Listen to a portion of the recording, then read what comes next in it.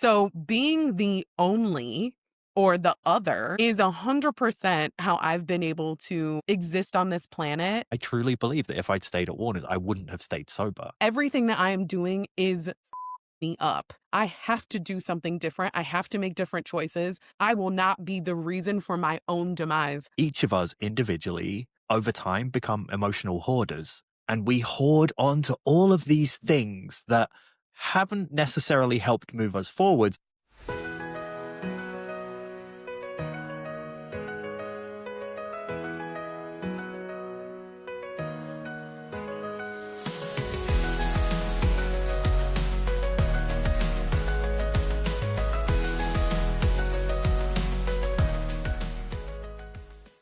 Hey, everyone, and welcome to the 12 Steps to Success podcast. My guest today is Mo Hiromoto. Mo has spent years in and around the music industry and now works as a coach, helping artists and industry professionals navigate burnout, identity shifts, pressure, and the space that often opens up when life forces you to stop pretending everything's fine. What I appreciate most about this conversation is that it doesn't rush to solutions. It doesn't try to package discomfort into something productive, and it certainly doesn't shy away from difficult topics. We talk about slowing down, about first generation wellness, about sobriety, health scares, career pivots, and the quiet work of learning how to stay with yourself when the old ways stop working. There's a lot here, but it includes so many practical and optimistic approaches to personal growth. So if you can, don't treat this as background noise. Give it your attention and you'll definitely see the benefit. So without further ado, let's go.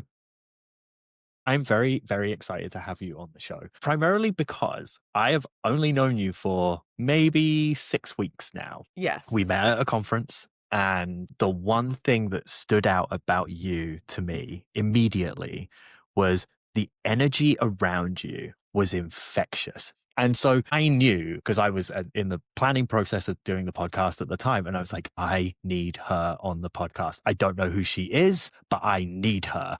And so, what's your name and where'd you come from?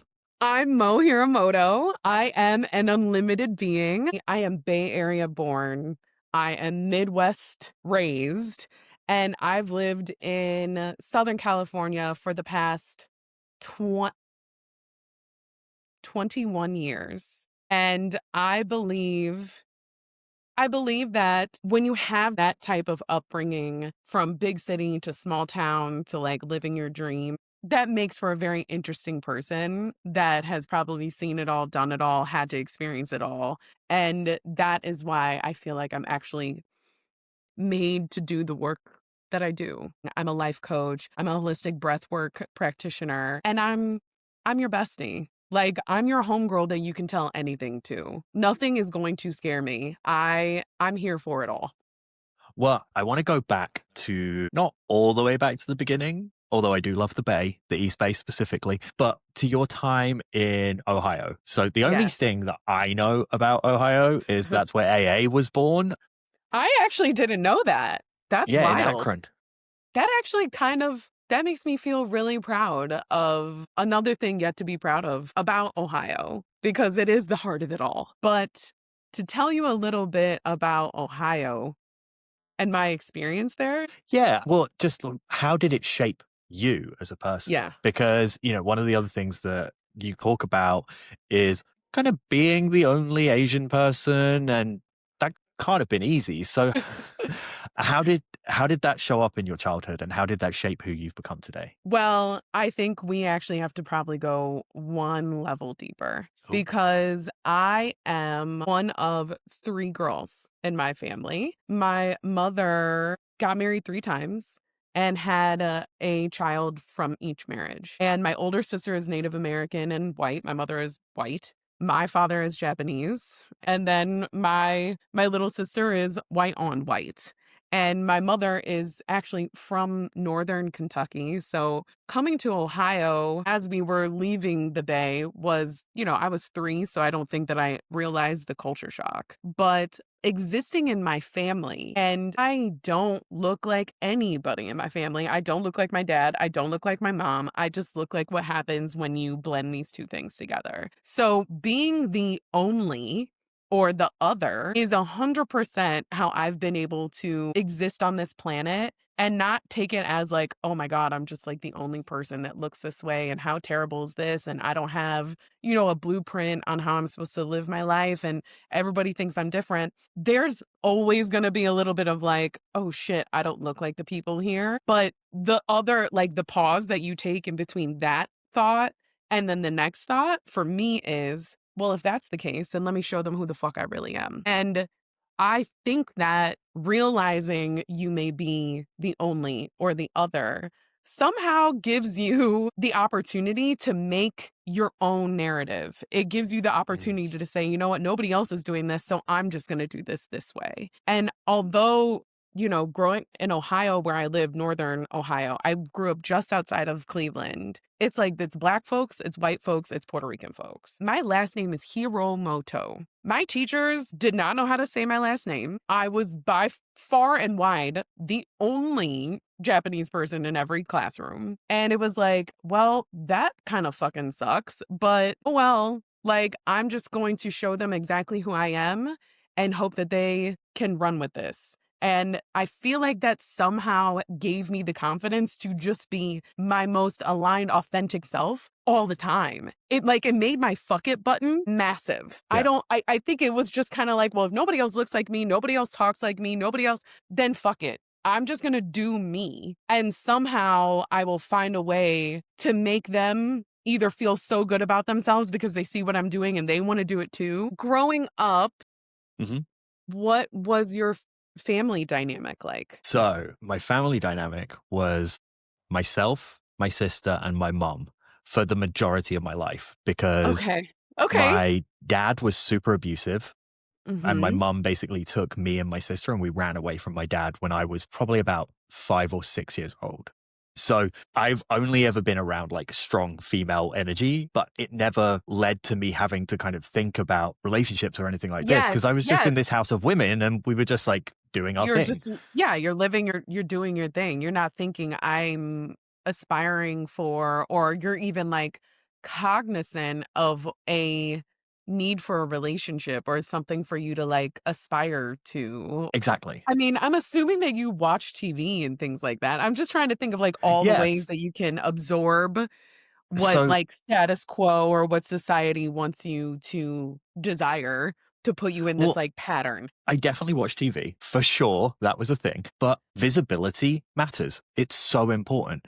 And Mhm. when I was a kid growing up, the only visibility that there was like people dying of AIDS or these kind of like just really dark stories about how like you end up living really unhappy lives as like gay people. There was restrictions in school around you couldn't teach about homosexuality without talking about, and this is the kicker, you couldn't teach about homosexuality in schools in the UK without talking about the diseases you would catch and that you will die. So when you have Florida doing their Don't Say Gay bill, I'm like, I Yes. lived under that. I know how Right. horrific it is. I feel like Yeah. so much of this year has been, year of the snake shedding the skin, but, like, to really just, like, pick off the rest of the fucking residue and shake off all of that nasty. Because what I learned in throughout coaching and all of these processes is, like, you can't just keep adding on. You have to Mm. find the room to make space to then align your new self. And with breath work, it is so much about clearing space and making this energy finally flow through you and get through and past these blockages where you're like, okay, if I can help the client move energy through their system, I'm clearing out the space. They finally have room to receive, to imagine what they want their life to be like, and then lean into that message, receive it, and then be like, okay, I got it. I know what I'm supposed to do. This is the next step. And if I operate from this place, there's no way I can't get to where I truly want to go. You have to make room in order for you to add on. And I think a lot of people miss that. And I think one of the big things that because we all run at 100 miles an hour all the time, Mhm. what we generally miss is that each of us individually over time become emotional hoarders and we Oh, hoard yes. onto all of these things that haven't necessarily helped move us forwards, but they have given us a sense of comfort and Yes. letting go of all of that is so important. I remember this would have been quite a few years ago now. I did a guided meditation, and at the end of it was the whole thing of like, what was the message that you got? And the message I received at the time was let go of the anger. Just let it Mm, go. It is not helping you. It still took me probably another 3 years after that to really reckon with what that meant and actually start to let it go. Because that operating from that place of what I perceived as power, but was actually mhm, just frustration and mhm. tension, it was a comfort blanket for me for such a long time. And it was only when I let go of it, I was like, my life is easier now. I'm not fighting all the time. Or thinking if you're in survival mode, you have no space to just exist and find joy. And you may be blocking your blessings because you're coming Yeah. from this source instead of like, oh, I'm open to this, instead of like, no, I'm just pissed off and angry at the world. And somehow that's being masked as power. That's a terrible place to be in. But the fact that you were able to find the space to notice, because yes, you need to be aware, but what do you do with the awareness? How do you Yeah. actually apply your awareness so that you can create change? And it's such an essential part in creating progress and moving forward in your life. But I feel like people don't give themselves the opportunity to find the processing time. Like you can't rush the update. So many of the things that I've done in my life, as far as like goals or, just having North Stars. Like, for example, I got my breathwork certification. I had been working with people one on one, and like that's what I was doing. My Eastern medicine doctor, he had said in like one of our sessions, when you get certified, I'd love for you to come to the office and do a group session together. Like, to me, I equate this to you are like a YouTube star, and all you've been doing is performing in front of your fucking computer. But all of a sudden, you decide that the next step that you're going to take is like performing on a Grammy stage in front of people that have been Grammy nominated. And I'm like, why did I think that the first group breathwork session that I was going to perform was going to be in front of the people that have studied for 20 plus years? Why did I think that this was going to be like the right space for me to conduct this work in front of the people that could actually judge me instead of just like open format to friends? But this is the beauty though, I find, of kind of the flip side of imposter syndrome is where we talk ourselves out of all of these things, but we forget 9 times out of 10, we're asked and invited by somebody into a space, which means they see the value that we bring. Oh, But then we yes. get in our own heads and we're like, no, can't do this. You're like, Those wait, people are, no. but actually just that awareness of it and allowing yourself to create the space just makes the relationship dynamic so much easier to work through. And it helps you Absolutely. build a much stronger bond with someone. And I don't know if that's like our parents or if it's just the narrative that we have to hear in order to actually believe it and ingrain it in our systems. Because for every person that you meet that says, I have to say that I am this good, like there's 5 people that could never look themselves in the mirror and Yeah. say, I'm doing a good job. I deserve this. Like most of my clients,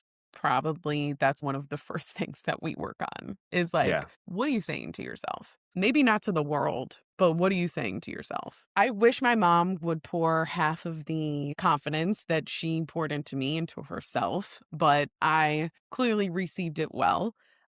She was always pouring so much confidence in me because I think I was her daughter that didn't look like the rest of her daughters. I was the one with the weird last name in Ohio. Like she foresaw a lot of potential issues that I think that she thought I was going to run into, but I wish, and I think that's part of like my mission, and it's always been that way. I want to give and help people, give them the confidence that they deserve. And I feel like by doing that, that helps them realize themselves actually. And once you start to give yourself the permission to be confident, once you give yourself the permission to accept how great you truly are by the repetition, by doing the work, by journaling, by being grateful, by looking yourself in the mirror, you soon start to realize how terribly you've been talking to yourself and that it's okay to love yourself. You're Mm. not hurting anybody by loving you. You are doing the best thing that you could possibly do by loving yourself so that you can be more open to others and then show them how to love themselves. And the ball like just keeps rolling and rolling and rolling. And before you know it, it turns into this big boulder of self-love, Mm. self-actualization, and people doing more for not just themselves, but for everybody else around them, because everybody knows that that's how everything works. You learn Yeah. one thing. If it works for you, you then share it. And then Yeah. they will do it and then they'll share it. And do you know what I really love about what you just said? Everything that you just described as a tool that people can implement, it's free, which means it's accessible to absolutely everybody. I'm a huge advocate for talk therapy, but I know that, especially in the US, mental health support in terms of the finances is very difficult. And so it's out of reach for so many people. But everything you just talked about doesn't cost anything other than time. All it is a commitment to yourself. That's it. Well, but And it's that's amazing. also think about the things that actually help, like really help every human on the planet. Sleep, meditation, self-talk, all of those things are free. Yeah. And those 3 things people do not do.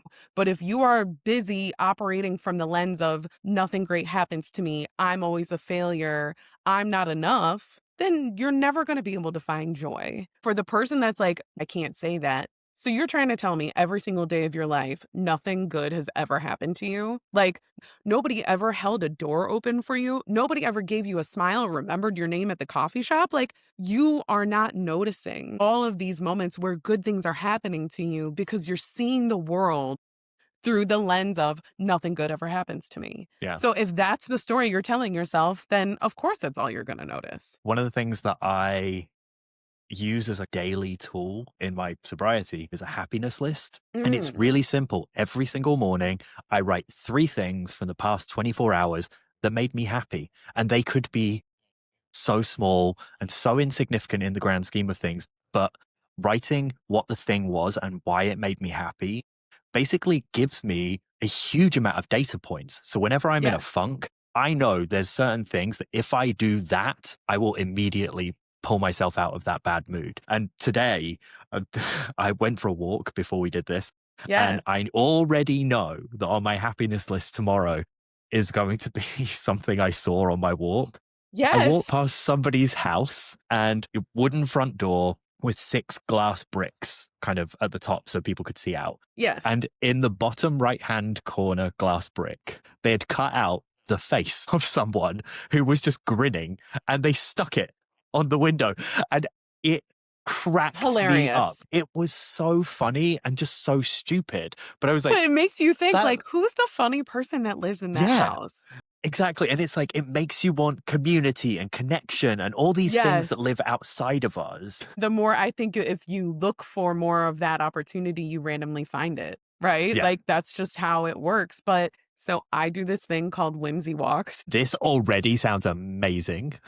I mean, because recently this year, I've been like big into meditation, but I just tried out a walking meditation. And as you are literally feeling every part of your foot land on the pavement and you're slowing down and you're just walking, you start to notice not, oh, look at that, maybe Ferrari that just drove by because it's loud and it's there. You start to notice the different colors that are in the bushes. You start to notice the ornaments that people maybe put on their tree that's not supposed to be a Christmas tree, but like, wow, how thoughtful. Or the brick with the cutout, and you're like, people are funny. Like, They look at the are. hilarity. Like, and it makes you realize the humanity and how we are all connected. Like, whoever did that, maybe they did do that because it's like that's funny to them. But I'm sure they were like, how hilarious would that be if you're walking past our house and you see this and you gave somebody a laugh? Yeah. Like, that's such a beautiful thing. But when you're rushing or when you're just walking and you're trying, you don't notice those things. But when you take the time to slow down and just appreciate the environment and realize how you are existing in the world and how you have found this place for you amongst all of these other living things. You find this sense of like, I belong here. We belong together. we're all connected. And just for that 5 minutes, 10 minutes, it's like, okay, there is enough room, space, joy. There's enough everything for all of us. Like, you start to find the whimsy in everything. And don't let nobody steal that from you, because that's where those small moments of joy are. That's when joy becomes Yeah. abundance. You know, having a variety of humans and a variety of people, a variety of cuisines now that I live in Southern California, like, I don't take this shit for granted. And I think growing up in the Midwest helped me have that as like my, that's my most grounded self, is just always to be in appreciation for these things, whether that's on a whimsy walk or like driving past the skyline of LA and being like, holy shit, like I live here. And I don't Yeah. think that people that live here have that same There appreciation. is a point whenever I go to Palm Springs and as I'm driving back, I always find it odd that LA is such a huge city, but you can't see LA until you're pretty much in it. And there is this one point on the drive on the 10 where you kind of turn a corner and suddenly DTLA skyline is there. Every Yes. time I see that, and even talking about it now, I get chills. I'm just like, I'm home. And there's this sense of seeing that skyline that just makes me feel comfortable. And you not being from here, does it make you proud? Yeah, Like 100%. I instantly am like, I did it. Like, for as confident and as bright-eyed and bushy-tailed as I can be, I'm like, lucky me. I got to keep doing what I'm doing in order for me to stay here, because I do love it so much. Because I Yeah. don't want to go back to Ohio. So I got to do everything I can in order for me to continue to make this my home. Yeah, I love Yeah. that. My experience of coming into the music industry was very much people telling me you can't do this. And I was like, fuck that. I am going to figure this out myself. Is that similar to your journey? Because neither of us knew people in the music industry. Neither of us had any kind of connection that was going to give us like that boost up. Like we had to make it work. So what was the thing Yes. that like pulled you into it? Well, funny enough, I think there's a point in everybody's life, whether they, sometimes kids get into sports and they have a coach that like sees how hard they're working and helps them like move forward, right? Like, you're really doing a good job. I see you. And they give you this sense of confidence, and it's not coming from your parents. And for me, I had a teacher, his name is Mr. Lowry, from my sophomore year in high school, conducted this class, and it was called the TV Tech program. He had this class and it was designed for only 18 students. And of course, like hundreds of people are trying out, because like this class is like, you get to be on the TV news every day. You're like creating music videos. You're doing all these fun, cool things. And I'm like a chunky cutie, Again, I'm like the only Japanese chick. Like, she's not the normal person you would think to see on this like morning news channel. So I was the 19th person that he chose to be in that class. He made an exception. And he was like, there's something about her. I feel like she just needs to be in this class. And when he shared that with me, I was taken aback. I didn't know that that was the case. He didn't tell me this until I was graduating. But that story gave me the confidence to come to California, find the opportunities, and somehow it ended up becoming the music business. But that confidence ended up being the reason why I could believe that I could find a way. And with every, hiccup or shit, this is not going to happen. It was like, no, I just have to keep trying, and I'm going to find a way, because if he made an exception for me, why can't I do it again? Why not? It's true. And I think so many people get kind of stuck in that mindset of, well, somebody said no, so I'm not going to try again. I have been told no a million times, but to me, no just means I just need a little bit more time. Yeah, no is not yet. No is not yet. No is maybe I'm speaking to the wrong person. Maybe I Mhm. caught them on a bad day. No is try it from a different angle. And you don't know, but you will never find out those answers if you don't try. And I Mm. am always going to be a person that tries. I am going to try, because that's the only way you learn. If you think about things from like an engineer space, there's no such thing as failure. There's only learning.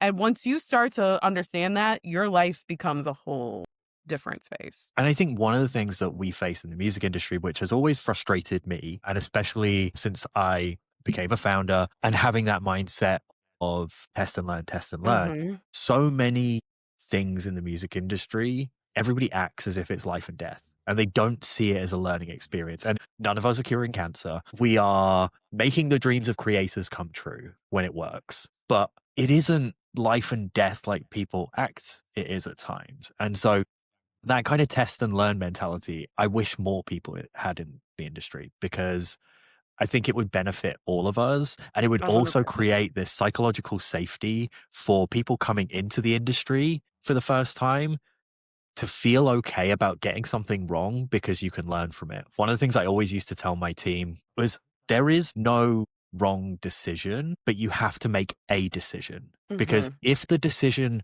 goes wrong, we can always fix it. But Yes. if you don't make a decision, then that That puts you us do in this nothing. like mode Sorry. where nothing happens. And that's the worst thing you can do. So it's Yeah. better to make the wrong decision and learn from it and figure out a solution than to just sit there and be afraid of what might happen. Right. The might. And where you're like, Yeah. well, it might work.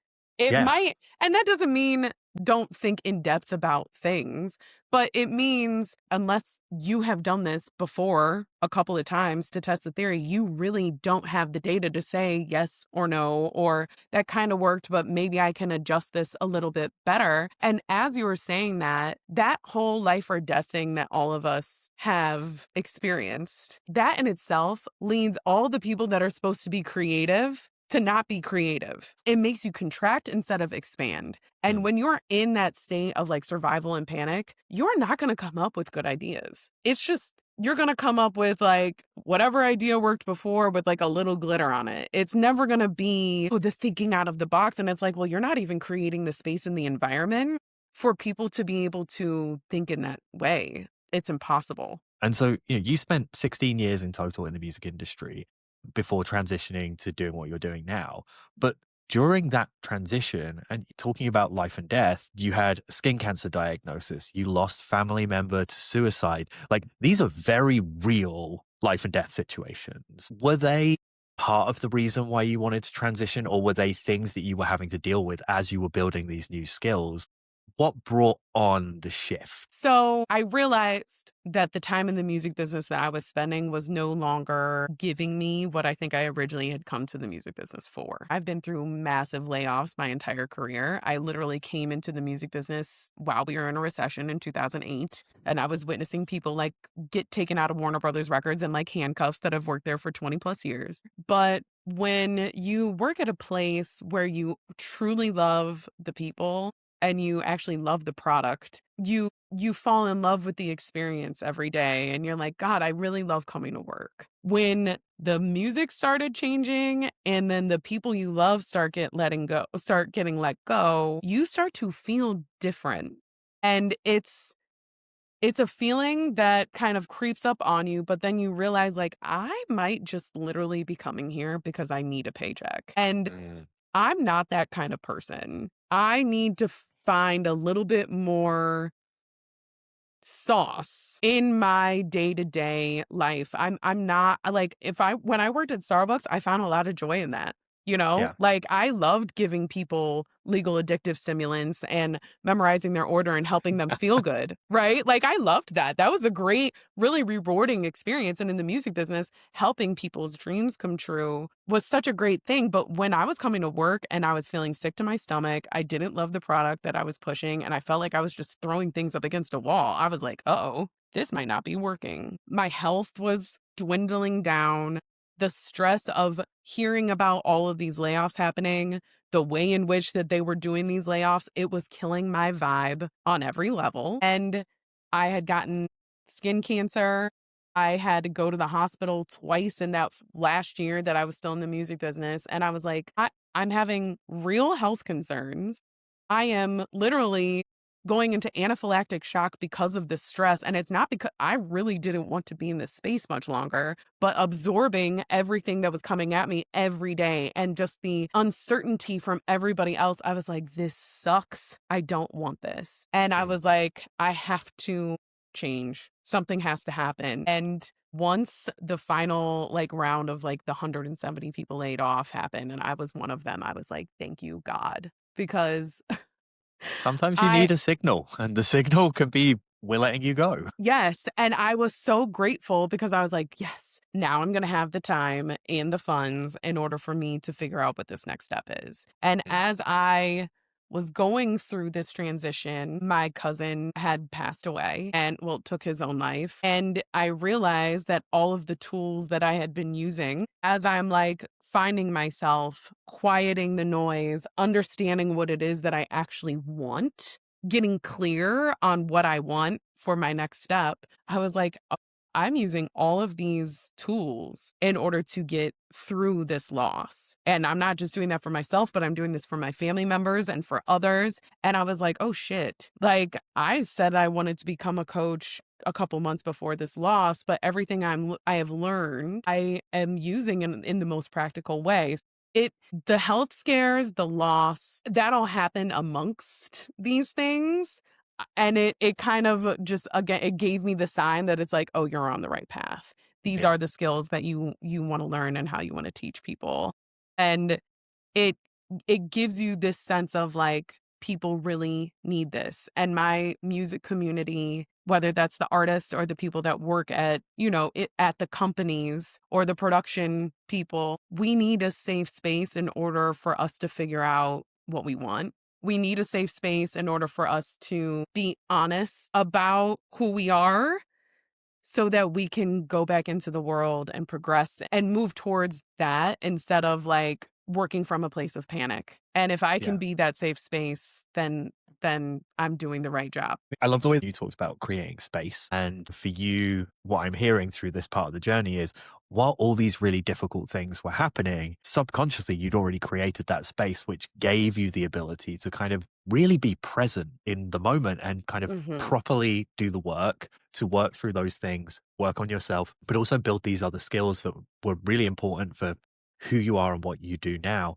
And it made me think about when I left Warner's, I was probably less than a year sober when I left Warner's. And so leaving Warner's, starting a tech company, doing a whole bunch of other things. The space that I didn't realize until recently that I had to create was actually the space for my sobriety to stick. Because I Mhm. truly believe that if I had stayed at Warner's, I was just slowly chipping away at my soul. And it's Mhm. not that I didn't love the company or the people, it was just doing the same thing day in, day out. And I was like, this isn't challenging me anymore. This isn't fun anymore. And, I know that work shouldn't be fun all the time because it's Mm-mm. work, Of course. but there's still, even when things were difficult, there was still a sense of joy that I found in working through these problems. And I truly believe that if I'd stayed at Warner's, I wouldn't have stayed sober. And so it was only Wow. recently that I kind of realized I was like, that was the space that I needed to create. And I didn't realize it at the time, but subconsciously, I was telling myself, you need to leave. You need to do something else, convincing myself that I need to do all these other things. But actually, what I really was doing was just creating the space to find out who I was again because I'd lost who I was. And that was probably one of the hardest things going into sobriety was realizing that I actually didn't like who I'd become and finding that person again that I could be proud of and Mhm. that I wanted to share with everybody else. That was probably the most rewarding thing that came out of it. And I feel like all the pain and the trauma that we go through by doing this work Mhm. makes us better for other people. And it makes us better for Absolutely. ourselves as well. And I just think it's so hugely important to create that space sometimes, especially when you feel like you're running 100 miles an hour and you don't think there's the ability to create space Mhm. more than ever is the sign that you have to create the space. Yes. Yes, absolutely. No, you nailed that perfectly. Absolutely. I'm also like, when did if we're gonna speak in AA terms, when did you realize, like for me, the rock bottom was I'm 227 pounds. I've got skin cancer. My health is coming into like the forefront at a place where it's like I was in my later 30s at this time. Like, I have to make a change. Everything that I am doing is fucking me up. I have to do something different. I have to make different choices. I will not be the reason for my own demise. I will never let that be the case. So what do I have to do in order to change this? This is my rock bottom. I can't get any lower than this. There's only up now from here. And it's up to me with every decision I make, day by day, minute by minute, to live in this idea of who I actually want to be and then realize that in every choice and every decision. So I'm like, I don't know if you want to share on here, but I'm happy to share. I'm very, very transparent about pretty What much everything. what was the rock bottom that made you realize I have to make a change? So one of my really good friends in recovery always says our bottom is when we decide to stop digging. And so it doesn't really matter what your bottom is, as long as you believe that's it, you're done. For me, my life didn't fall apart. Like I didn't have this like catastrophic moment where my addiction was taking over everything. I wasn't messing things up in work. I wasn't letting people down. None of that happened. But I was in Palm Springs. I was doing things I didn't want to do. And Mhm. then I had this moment of clarity. And, we talk about it in recovery as a God shot. I'm not religious, but I like the idea of a God Mhm. shot Yeah. because it's just that moment of clarity where you hear and see things without any kind of filter. And I heard this voice in my head say, if you do this next thing, if you take that next step, there is no coming back. And that was enough to, in that moment, shake me out of myself. And the thing that always makes me laugh is I basically then said, "Oh, I'm really sorry. I have to go and make a work call." I left. I never went back. I made it back to LA. I spoke to some friends who had experience in recovery and I found a meeting. I listened and I was like, "My name's Eric and I think I have a problem." And that was the beginning of everything changing. And so having Man. the space and the time to really do that work and look at myself through not a critical lens, but an honest lens Yeah. was something that if I'd have been working full time at Warner's, I would not have had the headspace to be able to do. And so, yeah, my bottom kind of came at a time when it needed to. And I got sober Yeah. during COVID. So I couldn't go to in Wow. person meetings because there were no in person meetings because everything was on lockdown. So I got sober on Zoom, which was Wow. wild.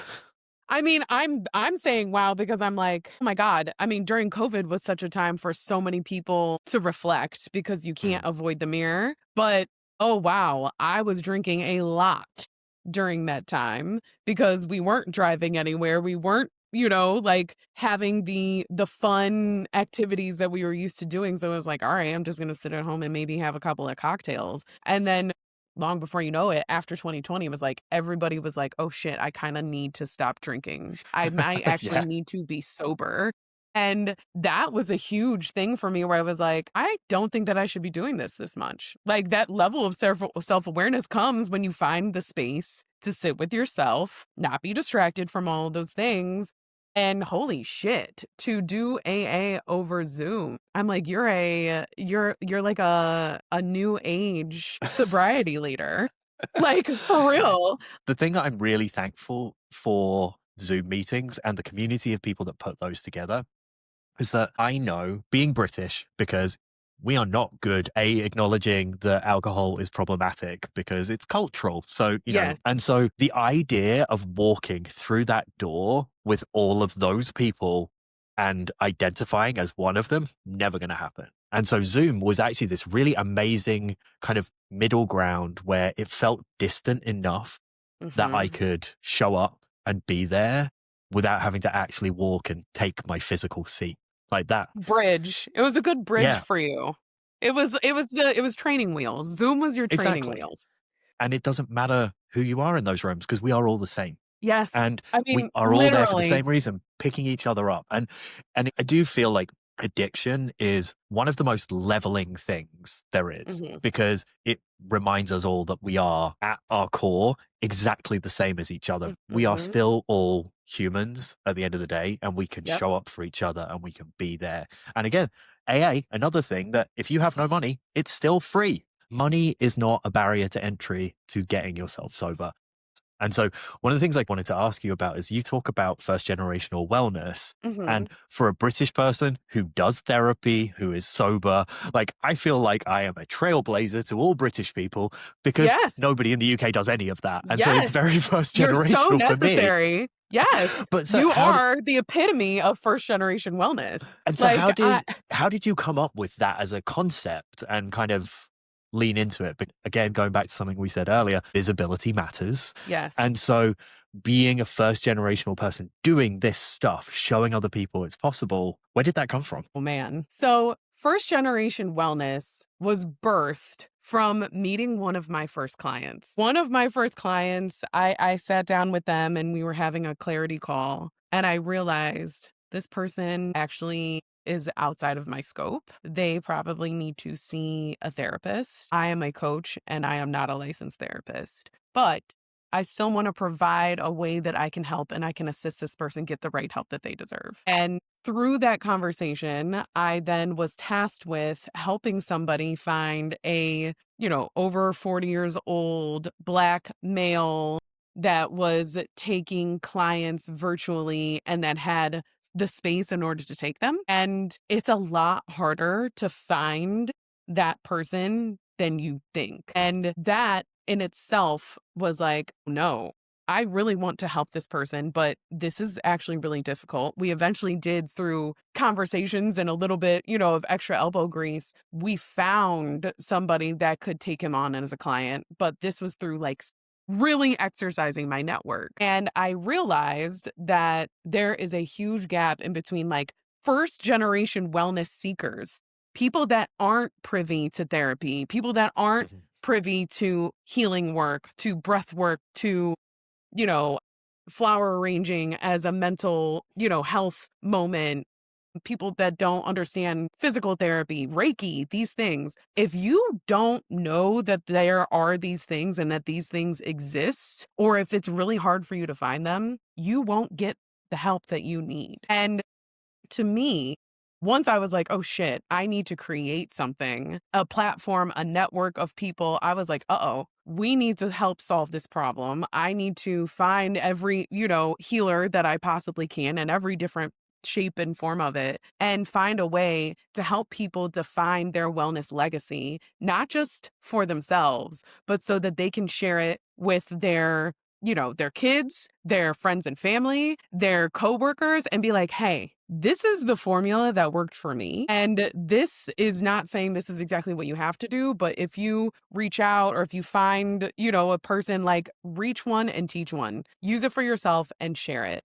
But I believed that coming from a place where I grew up with not a lot of money, I grew up with not a lot of examples of how to be well and find wellness. So I was just mimicking shit that I saw. And I was trying to become this person. And then I kept realizing, like, people don't really look like me. People don't sound like me. Like, this is weird. Again, feeling like the other. But I wanted to find places and spaces where I could feel, as a first generational wellness seeker, comfortable and learn and educate myself and then share that with others. And I realized how important it was to find these safer spaces and find these different practitioners and different modalities so that I could create my own wellness legacy, and how I could create that type of community and that resource for other people was what originally drove first generation wellness. I want there to be a space for people to believe that wellness can be multi-generational, just as if that wealth is. It's the same thing. If all you're going to leave your kids and your family is money and trauma, you're selling them short. Because if you're not working on yourself, like, that's all you are going to hand down. But when you realize that, like, I am looking for these, I'm looking for the help. I'm looking for these people so that I can help others. That's when wellness becomes generational. That is how that happens. Reach one, teach one, share it. Like, that's the best thing that all of us can do as humans. I'm so excited about the vision of the future of a whole bunch of big, burly, straight men doing Ikebana flower arranging. Like, that to me is everything. I'm like so here for it. But listen, if you don't know that that can be a form of therapy, then you don't know. What you don't know Yeah. is that you don't know. The goal is to provide a platform for people to say what it is that they're looking for and to have suggestions, education, and access to every different type of modality that they're looking for, locally or virtually, and provide a space for, like, if you liked sound baths, maybe you will like flower arranging, or Yeah. maybe you'll like breath work, or maybe you just need to find a great neuroemotional technique practitioner instead of like trying to find 17,000 different versions and only having the education and the access to just one thing. There's Yeah. a beautiful rainbow of help and healing that all of us can receive. I just want to make sure that you can receive it, and then you can design your own legacy. Well, That's what I'm hopeful for. and that's one of the things that you talk about this on LinkedIn a bit as well, where the idea of like moving from needing to be right to being curious. And so opening up that kind of resource to people where they can then get curious about their own mental health and well being and opening up to all these different possibilities, I think is so exciting. And so for me, while I made the joke before about burly straight men doing Ikebana, like I know of Ikebana because I have a huge affinity to Japanese culture. But one of the things for me with Ikebana is I view it as this thing that these really beautiful, serene old women do. And Mhm. that's it.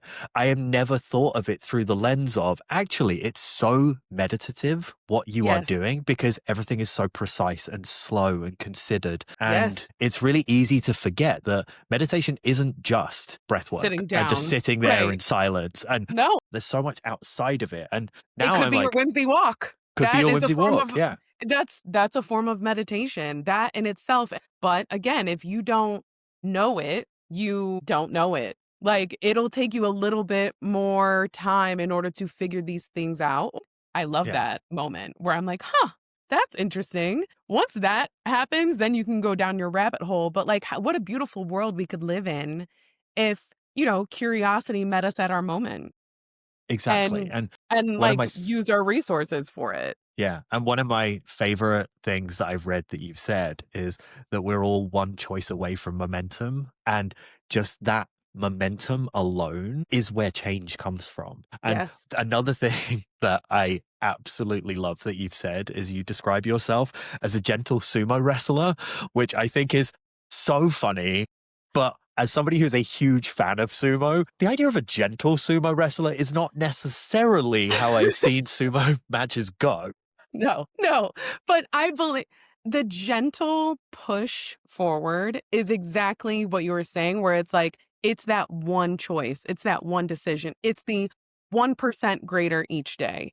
Because Mm. if you're making decisions and you realize that you can make a decision that's going to get you 1% better, or you're making a decision and it can make you 1% worse, if you think in that way, things start to really reveal themselves. And if you were to get 1% better for every day of the year, that's going to add up to a whole lot of progress. Or if you choose not, it's going to end up being a whole lot of missed moments where you could have progressed. So it's like, if you're not loving yourself, you're hating yourself. I If you're love that not, you talk about missed moments. You don't talk about it as like it's going to make things worse. It's just the reality. It's like it's a missed moment. It isn't good or bad. It just is. And I love that mindset that you have approaching things, which even to the negative, you're still finding the positive in it. well, because there, again, I don't think that the only thing that is a failure is if you just keep doing that over and over and over Yeah. again, right? So if you're not learning from these The definition decisions. of insanity. Exactly. So if I can be your little sumo wrestler that is easing you in the right direction just a little bit, getting more into that aligned identity, getting more into taking the right opportunities, getting more into that headspace of you taking one step further, one step closer each and every week, each and every day, reminding you to choose loving yourself instead of hating yourself. Before you know it, you're going to be exactly where the hell you wanted to be. But if I'm not giving you the tools and reminding you of who you said you wanted to be, you might just stay put. And most of us have stayed put in the same space for months, years, way longer than we may actually want to admit. And that stems from being afraid of failing. But if you realize that there is no such thing as failure because you decide you're going to learn from these mistakes, then you will always win. You always win. I love that. And so I have one last question for you. Yes. If there was one piece of advice that you would give to little Mo when you were younger, what would that one piece of advice be? God. Oh, little baby Mo. This is such a hard one. There's so many things that I would want to tell her. Okay. if I could give little baby Mo a piece of advice, I think it would be actually the same advice that I give to everybody. And it all works out exactly the way it should. Yes, 100%. Like the worry, the stress, the turmoil, all of that uncertainty, it always works out exactly the way it should. That's such a generic thing, but I feel like it's true. And like, even just saying that to myself is like, has there ever been a time where it didn't actually work out the way that it was supposed to? I feel like Exactly. most of us can say, no, I probably did need to take that trip and fall. I probably did need to learn that lesson. I probably did need to, and it's gotten me here. And I trust myself and I believe enough in who I am that I can continue on without freaking out all the time. Whatever it is, we will move on from. Whether it's good or bad, it's just a moment in time. And it's just a fact, assuming we actually react to the facts and we don't create stories around it. But whatever it is exactly what it's going to be. And that's Yes. okay. Because Yes. and one of my biggest issues, I think, through my career is I've always held on to these ideas of what I needed something to be. And it's only in sobriety that being able to let go of that and be like, so what if it hasn't shown up in exactly the way that I wanted it to? That doesn't Mhm. make it a failure. It just means it is. And so, and Mhm. I will deal with it in whatever way I need to deal with it. But letting go of that need for a specific outcome is so liberating. It's I mean, just, it literally you were literally able to tie this back to what we were talking about earlier, where it was like, make the decision the right decision because there is no wrong. There mm, is no wrong. So if you make every decision if you decide instead of being in this weird place of purgatory, you decided, you find out, you make it work. If you're deciding on going to Harvard or Yale, just make the decision. You will never know unless you go. yeah. Mo, thank you so much for this. This has been amazing. Thank you from the bottom of my heart for agreeing to do this. I really appreciate it. Thank you And for I am, wanting to do this. Thank you for even caring enough to be inquisitive. Thank you for being your beautiful self and like having just talk about an energy that people want to be near. I felt the same exact way about you when we were in that space. I was like, I don't know him, but I want to get to know him. So if you felt like you saw a unicorn in a pack of horses, I was like, no, I see you right back. yeah. And this is the thing. Next year, it's not the year of the horse, it's the year of the unicorns. Yes, absolutely. Oh my God. I am going to like put that on my mirror. Like, no, it's the year of the unicorns. Yeah. It really truly is. I absolutely loved having this conversation with Mo. And one of the things that struck me was how much change simply starts with permission. Permission to slow down, permission to stop overriding signals, permission to admit that something needs to shift, even if you don't know what comes next. I really hope this episode resonates with you in the way the conversation made me think and feel too. And if you feel like something's resonating with you too, just noticing what resonates is enough. If you want to learn more about Mo and her work, you'll find links in the show notes. And if you're finding your way through your own period of recalibration, you're definitely not behind. You're paying attention and you're exactly where you need to be. If you're enjoying the podcast, I'd love it if you could like and comment on the episode and subscribe to the show on whatever podcast platform you listen on. And for some daily motivation, plus clips from future episodes, follow us on Instagram at 12 Steps to Success, with the word 12 spelled out, not the numbers. Thanks for listening, and I'll see you next time.